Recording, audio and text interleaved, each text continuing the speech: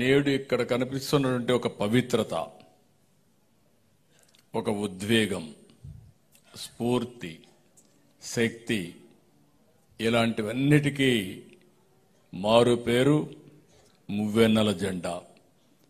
అది ఈరోజు మనం ఇక్కడ సెలబ్రేట్ చేసుకోవడం నా జీవితంలో ఎప్పుడూ మరిచిపోలేనని చెప్పి మరొకసారి మీ అందరికీ విజ్ఞప్తి చేస్తున్నా. ఏ జెండా చూస్తే ప్రతి భారతీయ పౌరుడి మనసు పులకరిస్తుందో, ఏ జెండా చూస్తే దేశం యావత్తు గర్వంగా తలెత్తుకుంటుందో, ఏ జెండా చూస్తే ఒక ఉద్వేగం, అనుబంధం కనిపిస్తుందో, అదే 3 రంగుల జెండా, మన జాతీయ జెండా, ప్రపంచంలోనే అతి శక్తివంతమైన జెండా, మన తెలుగువాడు రూపొందించిన జెండా మనందరికీ గర్వకారణం అని చెప్పి మరొకసారి విజ్ఞప్తి చేస్తున్నా. స్వాతంత్ర ఉద్యమ స్ఫూర్తికి ఈరోజు మనం ఒకసారి ఆలోచిస్తే 78 సంవత్సరాలు దగ్గర గడుపుకొని తొందరలోనే 100 సంవత్సరాలు ఉత్సవాలకు సిద్ధమవుతున్నాం.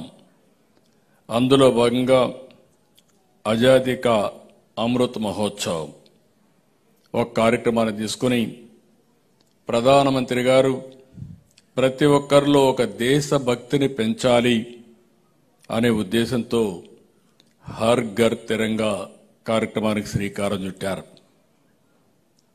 ఈరోజు ప్రతి ఒక్కరు గుర్తుపెట్టుకోవాలి, ప్రతి ఒక్క చేతిలో, ప్రతి ఇంటిపైన, ప్రతి కార్యాలయం పైన జెండా ఎగురవేయడం ద్వారా స్వాతంత్ర వీరుల్ని స్మరించుకోవడమే కాకుండా మనలో ఎక్కడికక్కడ జాతీయ భావన పెంచాలి, దేశభక్తిని పెంచుకోవాల్సిన అవసరం ఉంది. ఇప్పుడే మిత్రులందరూ మాట్లాడారు. ఇదొక వేదిక, ఇదొక సందర్భం. ఈ సందర్భంలో మనందరం గుర్తుపెట్టుకోవాల్సింది, ఎంతో మంది ఎన్నో త్యాగాలు చేశారు, ప్రాణత్యాగాలు చేశారు, ఆస్తుల త్యాగం చేశారు, జీవితాలను త్యాగం చేశారు. అందరి ఆలోచన ఒకటే, స్వతంత్ర భారతదేశం మా హక్కు, వేరే వాళ్ళు పరిపాలించడానికి వీలు లేదు, మేము పరిపాలించుకుంటామనే ఉద్దేశంతోనే ఆ రోజు స్వాతంత్రం కోసం పోరాడారు.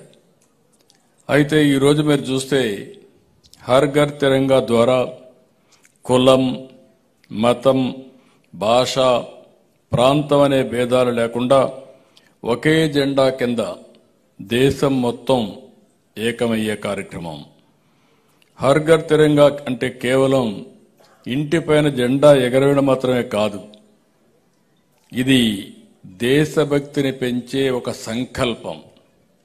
ప్రతి ఒక్కరిలో ఒక భావన ఉండాలి, నేషన్ ఫస్ట్, తర్వాతనే ఏదైనా. ఆ దేశభక్తి మనలో రాగలిగితే మన దేశాన్ని కంటే మించిన దేశం ప్రపంచంలో ఏది ఉండదని మరొకసారి మీ అందరికీ స్పష్టం చేస్తున్నాను.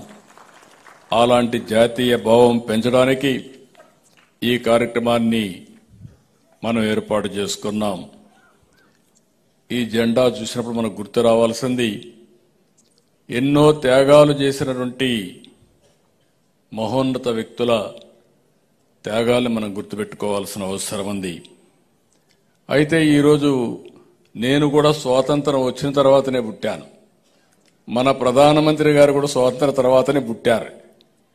కానీ రాను రాను ఈరోజు చూస్తే యువతలో చాలా వరకు స్వాతంత్రం ఏ విధంగా వచ్చిందో మర్చిపోయే పరిస్థితికి వస్తారు.